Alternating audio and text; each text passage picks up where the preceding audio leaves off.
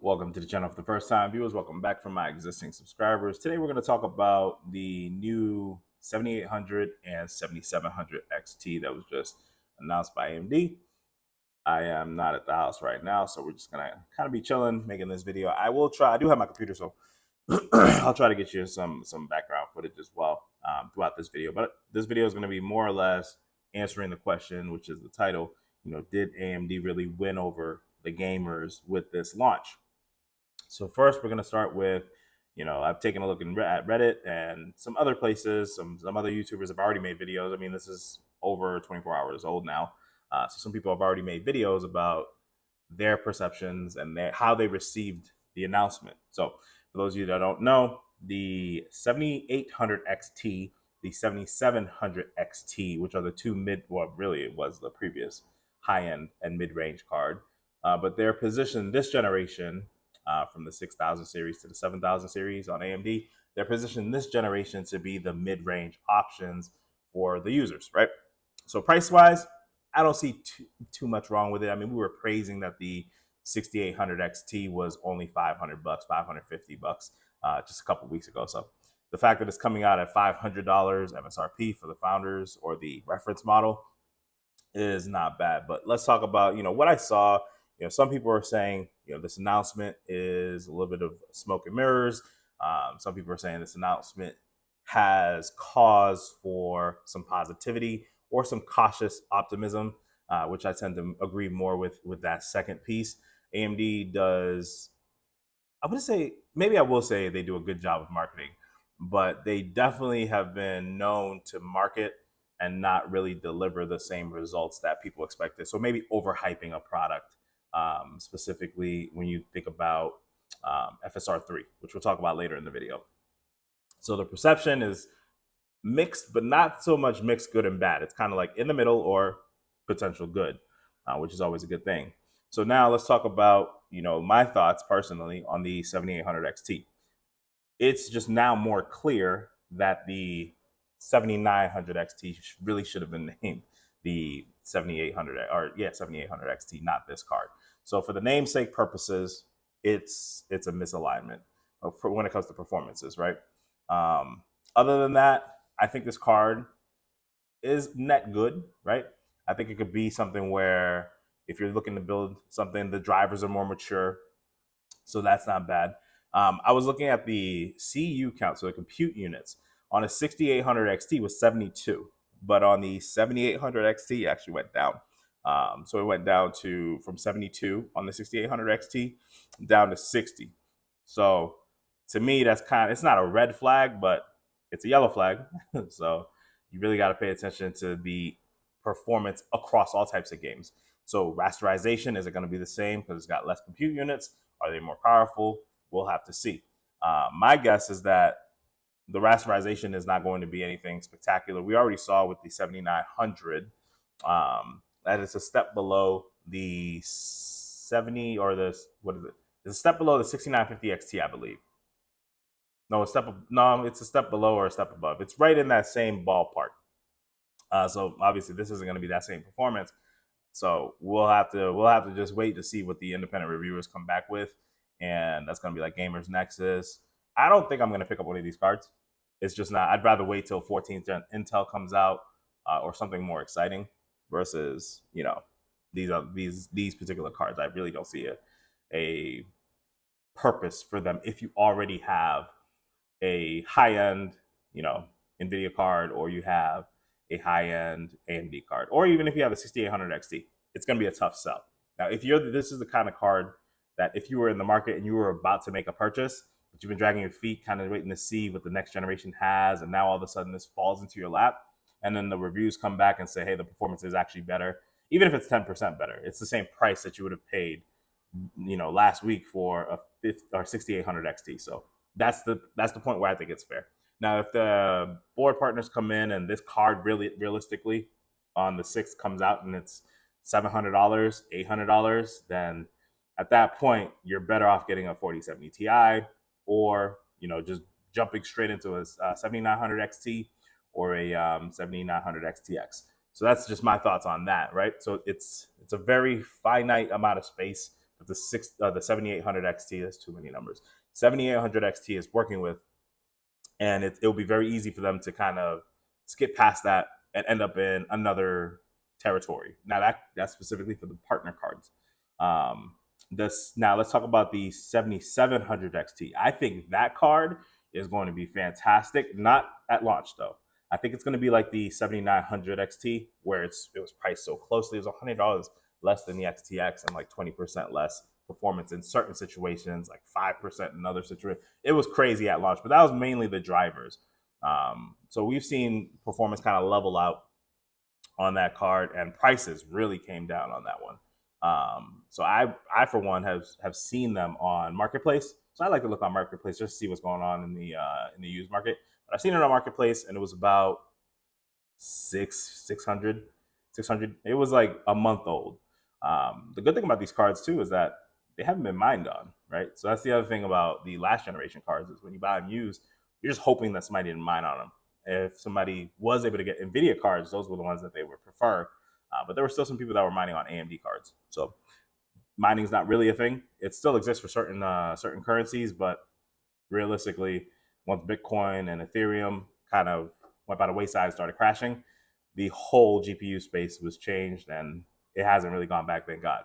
But that 7700 XT, once it starts to go down, if it hits $350, $400, you're gonna have yourself a steal. Now, realistically, we're talking about like $100, right? Maybe $150, but when you compare it to what's out in the market, and you compare it to like a PS5 or an Xbox Series X, and you're looking to build something that's more than just gaming, then the value in PC gaming, I think, with cards like that and price points like that, are going to start to come back. Now, as I mentioned, I do have some slides. So in editing, I took some of the slides, but I'm going to link the full presentation. And I also took some screenshots from Ars Technica of the performance gaps from the 4060 to the 4070, or the 4060 Ti and the 7700 XTX, and then the 4080 and the XT. Did I say XTX? The XT. See, too many letters. But I'm going to link those together. Okay, so the last piece I wanted to talk about is going to be FSR and how that might have been the show-saving feature.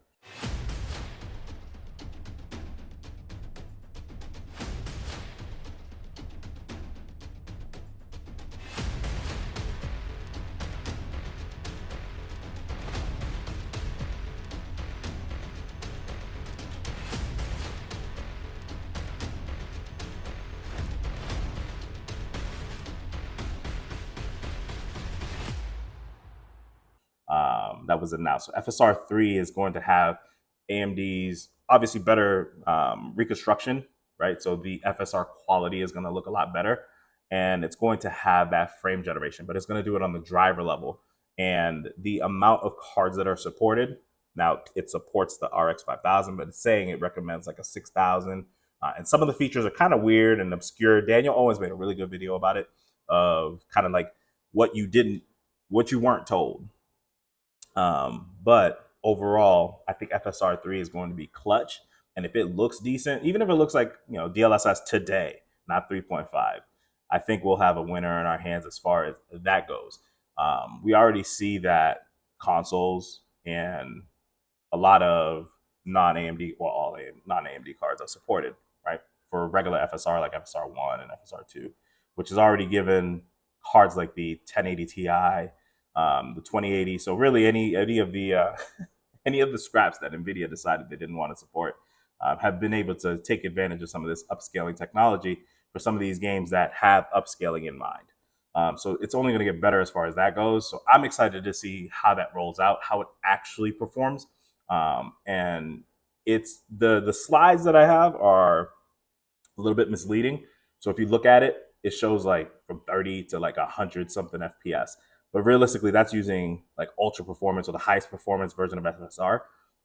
Most people aren't going to, it's going to look like mud. The reason I think it looks good is because they're just standing over a mountain and overlooking. But if they were actually playing it and it was a high bitrate stream, people would be like, that doesn't really look that good, right? So that's just my perception of it.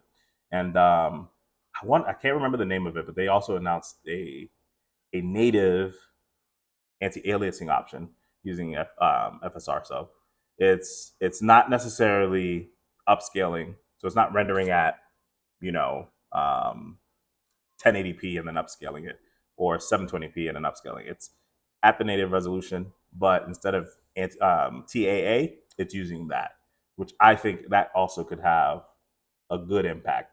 So overall, I just want to see what you all think. These are my thoughts on the launch overall, and I don't think they necessarily won. But if it was like a haymaker and there was like a health bar, it was like a 50% hit, right?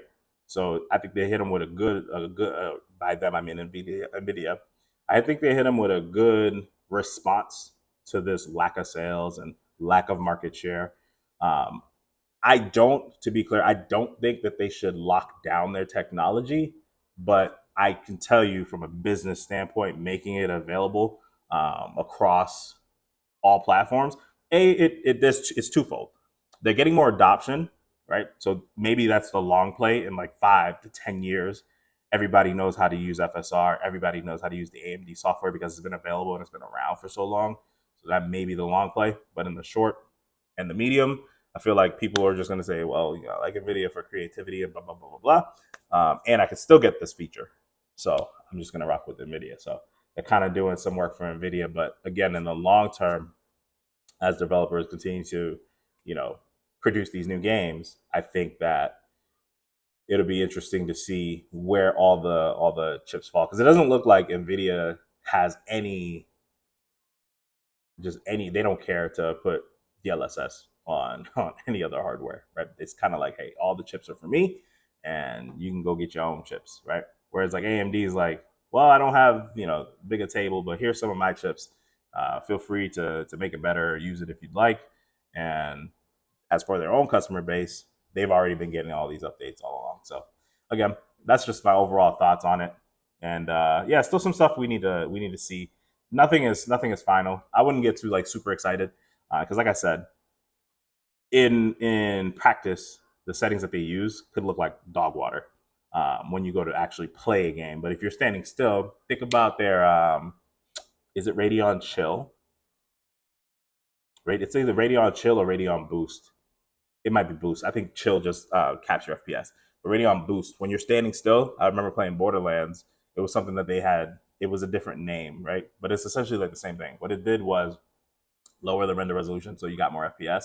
But when you were standing still, it almost looked like you were playing a stream, right? So as if you were like doing some kind of cloud gaming. I would not like to see that return. To me, that just was a feature that I don't know. When you're doing fast frames and fast motion, it didn't make much sense. And, the last piece, I know I said the last piece like 3 times. When I was playing with frame generation, it wasn't that bad. So if you're using a controller, which is when I would use something like frame generation, I think the input delay, it kind of like lines up perfectly for me. If you're using a mouse and keyboard, like a game like Immortals of Aveum, that game feels horrendous with my mouse and keyboard, but feels smooth with my controller. Which, if you watch that video, you'll see what I mean.